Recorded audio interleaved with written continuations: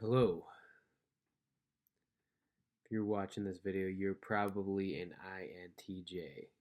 Introvert, intuition, thinker, judgment. Just found out that's what I was yesterday, although I had taken a test about 10 years before that. And it's interesting. It's interesting learning about yourself. I'm going to put a link in the description below so that you can take the quiz that I took, the personality test that I took. Just been pondering this a lot for the last few days. My wife showed me this and it kind of woke up a few things in my mind. Maybe some things you'll be able to relate to since I am the INTJ. If you're watching this, I'm in my head a lot.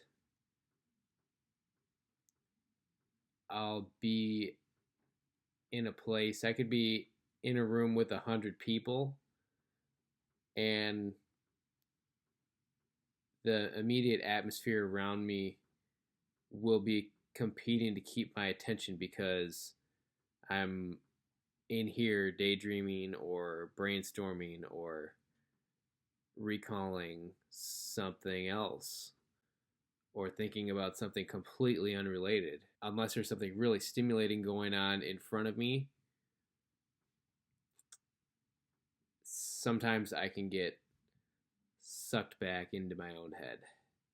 And it's at times a challenge to just be present in the moment. I don't know if this is a common thing for INTJs, but I have a hard time. I'm a night owl. I don't know if that's related at all, but I have a hard time shutting the brain down at night. I started taking melatonin maybe about 6 months ago to help me sleep, which my wife introduced to me. It's just like a supplement. It's not really medication or anything. That's actually helped a lot just to kind of get the brain to calm down because the hamster wheel is always spinning up here.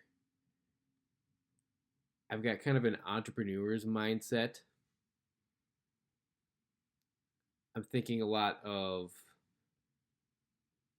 new business strategies or new business ideas, I should say rather, and how they would work, or if they would even work. Obviously, if you've got the I, you need some downtime, you need some alone time to kind of recharge the batteries. I think that's extremely common with anyone who's introverted or got some introvert in them. I'm very thirsty to learn about information that I'm interested in. I've always been interested in self-improvement and how I can be like the best version of myself and the smartest version of myself. And if there's a deficiency that I notice within myself, I want to attack it. I want to devour it so it's not a problem anymore.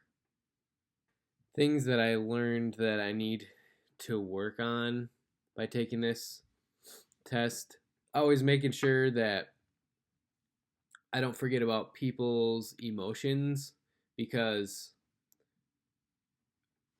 you, if you're the INTJ as well, are very logical. I've always loved the word like logic, and I hate ignorance of any kind. So even though we're right, we usually are right because we're very rational thinkers, and a rational thought or rational argument is almost, in this description it said, almost by definition correct, right? So usually we are right. No one's always right, but usually we are right, or at least logical. But to the feeler or to someone who doesn't necessarily see things our way. We've got to remember to take their perspective, even if it doesn't make any sense, and not make them feel unheard or rip their argument to shreds without being tactful, because that can come across as cold and arrogant at times.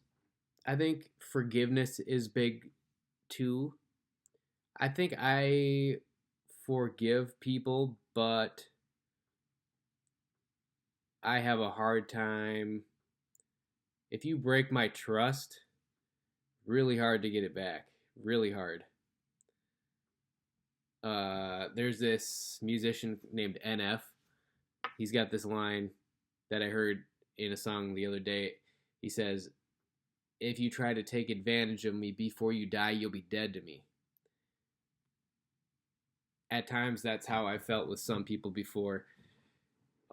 We're extremely self-aware. We're extremely hard to get things past, especially if you try to like use any manipulative tactic or like dishonesty.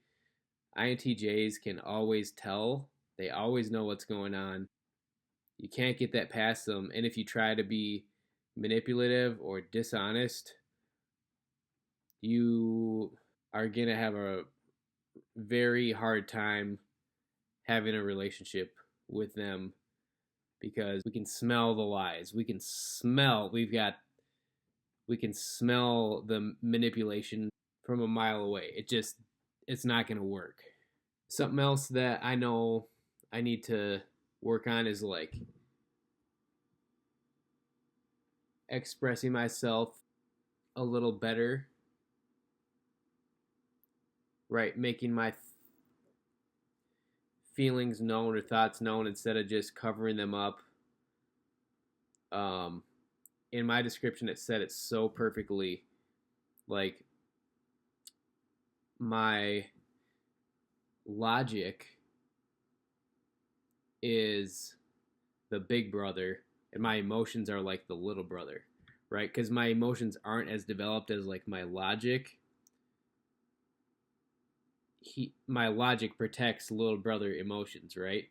Because the INTJs really feel deep emotions, just as deep as anyone else, but we cover them up a lot because we don't always know how to express them, or don't necessarily want to show them because we're kind of private in some ways, but they're there and they're very strong. But it's almost like a protection thing. You have to get past the logic and the rationale to access the emotions. And if there is any kind of a threat that you're going to be destructive to the emotions, you'll never get past big brother logic. The emotions will never surface. These are just some thoughts and some observations. If you're an INTJ, let me know if you have any of these similarities or what some of your characteristics are. I'd love to know. Put them in the comments below.